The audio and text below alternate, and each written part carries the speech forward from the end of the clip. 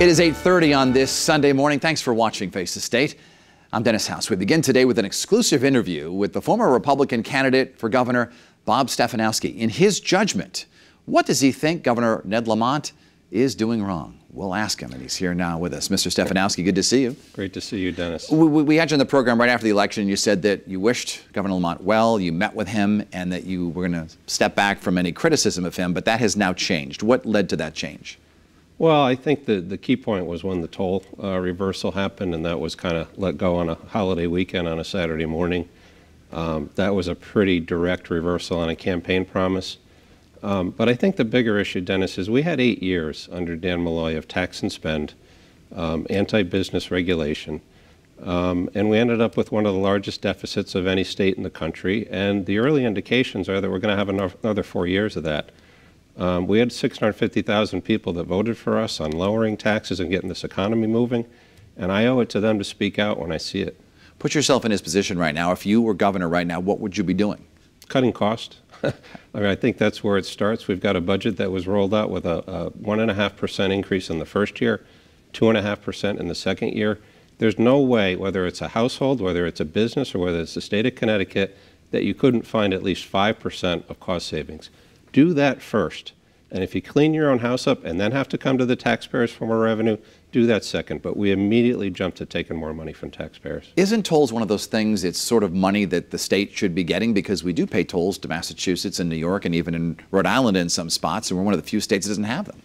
The issue is the plan. I mean, there's two plans out there right now. You've got Governor Lamont's plan, which even the DOT would tell you the tolls aren't going to be in until 2022 or 2023, and it's going to cost $200 million to put them up.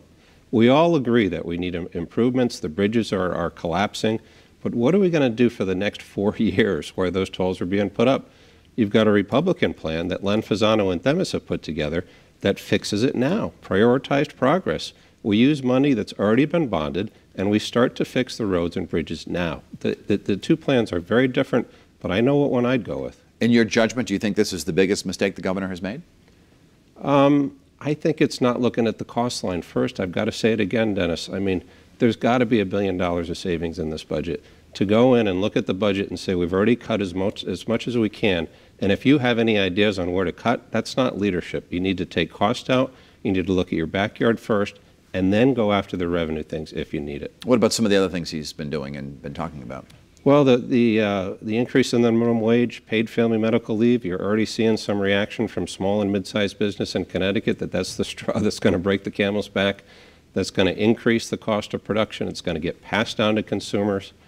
But the toll is the big one right now. To take another $1 billion, regardless of how much of that comes from out of state, it's at least $600 million coming out of the taxpayers of Connecticut for something that's not going to show benefits for 4 years. We can't afford to do that right now. What kind of advice would you give Republicans and people in Connecticut, if they are opposed to tolls, to try to stop them? I would say keep vocal. I mean, there was the vote this week. It came out of committee, and it was along party lines. Republicans voted against it. Democrats on the committee voted for it.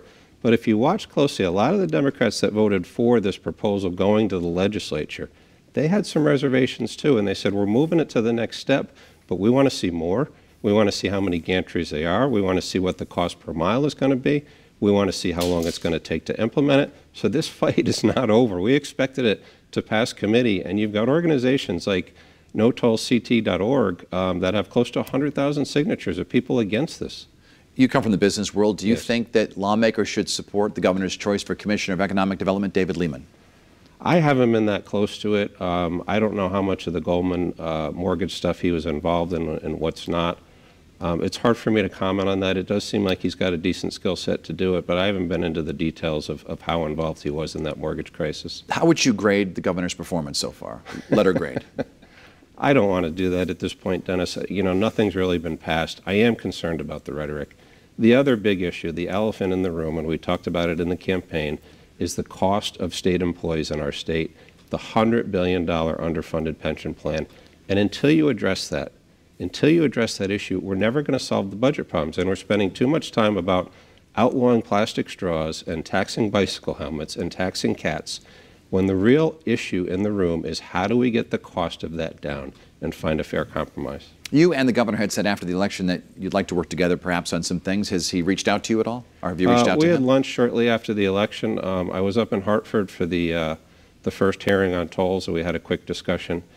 I'd love to help Dennis, but I think the early indications are that his policies are very different from the way I'd come at it.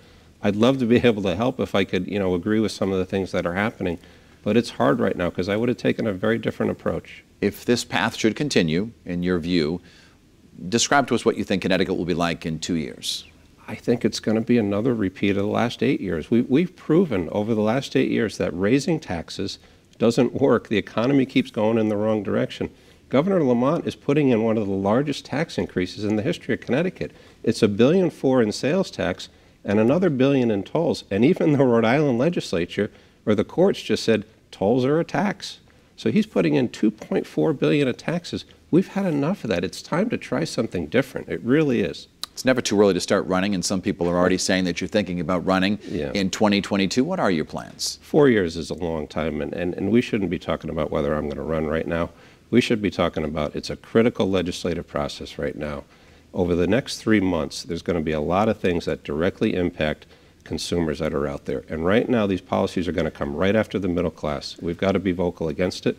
Governor Lamont has said he wants feedback. He wants alternate plans. The Republicans have done a great job with prioritized progress. We should get some feedback on that. If you are governor in 2023, that would be the inauguration for the next election. Would you call for the dismantling of the gantries or the stopping of the toll program? I would. I think with the plan right now, they're not going to be in the next 4 years. I think the next governor, whoever it is going to have to make a call on that. I would dismantle it. Bob Stefanowski, we thank you for joining us. Thank you, Dennis. Best of luck.